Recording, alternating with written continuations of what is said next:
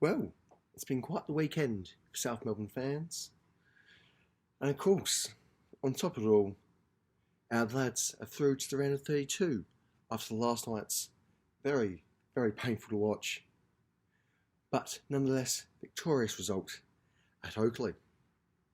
Of course, being the LAS, that is irrelevant to us. So let's get into last weekend's results. Now, if you weren't there, of course, I'm sure by now you would have seen at least a few things from the game. But like always, let's begin with the first half. Now, first half wasn't anything special about it. If anything, it was a bit nervy. The defence at times certainly seemed quite out of sync, whether it's just mismatch in communication or just poor balls. Something just felt off. Just didn't quite feel like they're at their full potential. Beyond that, a couple of players of note that did make strong impressions. Of course, we have Melina Garriers, the opening goal for the half and the match. So that is always a very, very good way to kick off things.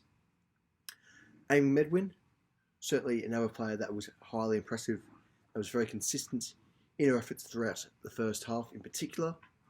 Captain Fantastic, Natalie Martineau, another player who was very impressive, particularly in her vocality, which is something that you tend to associate more so with Melissa Barbieri.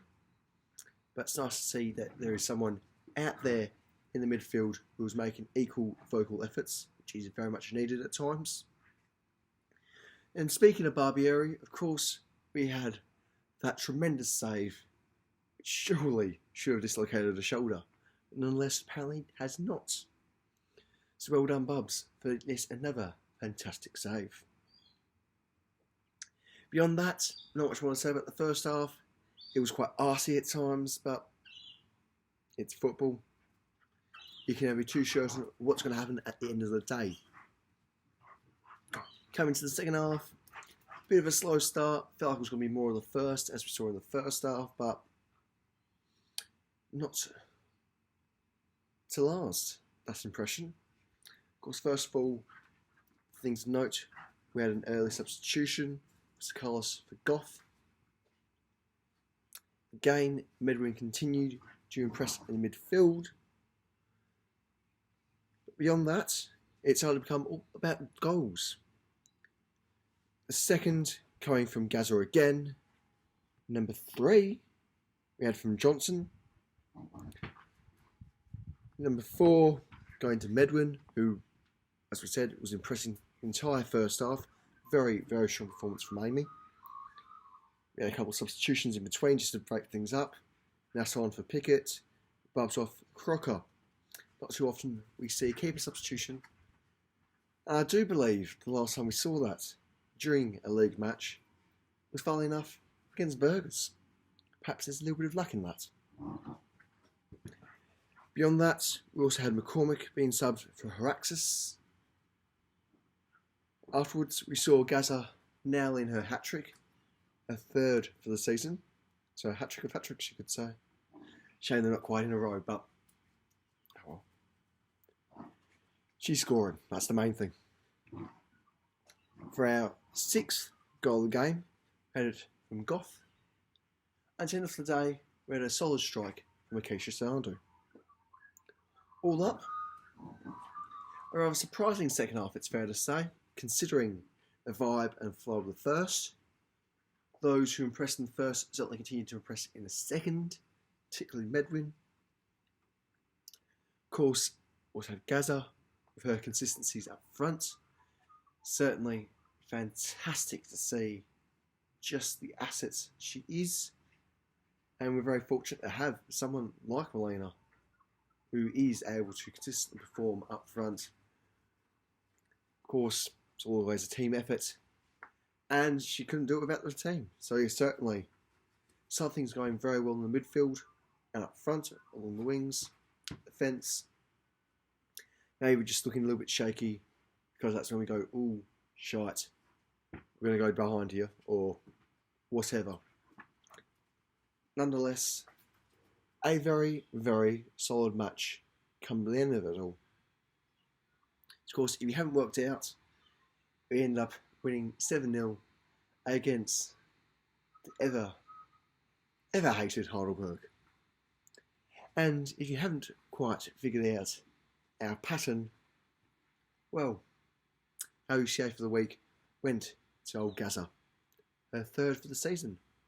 Indeed, the only player to have repeatedly scored UCA for herself, which shows the absolute quality and competition in our squad for our UCA winners.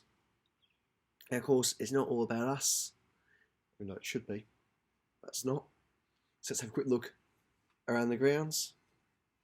So, of course, no result for the first game. For the second fixture, which was a Sunday fixture, we had FE Emerging hosting Calder United down at Knox. Calder went on to win 2-0 over Emerging, a game that very much will dictate finals when they come. Box Hill United hosted Alamein up at Wembley. They went on to draw 1-1. Now I see Box Hill getting a little bit of results for a change. And finally, FV Bulleen hosted Bayside United up at the Veneto Club on a Sunday, quite unusually, where they went on to win 4-0. So let's see how this is all transitioning upon the table. As perhaps expected, up top we have good old Hellas on 27 points and a plus 31 goal difference. Extremely healthy, that. In second, we have Bulleen on 22 points and a plus 16 goal difference. So yeah, almost double goal difference in second place. We must be doing something right. In third, we've got Calder United on 19 points, as are FE Emerging in fourth place, with 3 goals being the difference between the two sides. In fifth, we have Heidelberg on 13 points and minus 3 goal difference. In sixth, we've had the rather turned around Alamein in terms of where they begun, with 12 points and a minus 5 goal difference. In seventh, on 4 points now, we have Box Hill. And again, plumb last, we have Bayside United, still yet to get past the donut, with minus 42 goals. Now, let's have a look towards this weekend. Now, on Friday night, Calder United will kick off proceedings to the round, where they will host Box Hill United up at Keilor. On Saturday, Alamein will be hosting us up at Knox in 3. Heidelberg United will be hosting Bulleen at Olympic Village, also on Saturday from 3. And on Sunday, down at Knox again, FV Emerging will be hosting Bayside, also from 3. Now, of course, under normal conditions and circumstances, this will be 2/3 of the way through proceedings for the season. Of course, due to the mini lockdown, matches are being reallocated here and there. Now, as things currently stand, while most fixtures that we missed we placed towards the end of the season, it should be noted that after round 18, it'll be round 8, at least how things currently stand, with rounds 9 through 10 after the 21st round. Now, due to this, we will be counting things as the 2/3 mark throughout the season, just due to length. It's convenient that way. And of course, when we get to the 21st round, we will consider it the third or final third of the season. That does not mean that we won't be ignoring the rounds 9 and 10, as they are effectively catch up. So, until then, those pictures should be considered to be confirmed.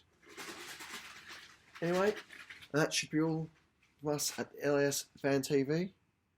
Come on, Hellas.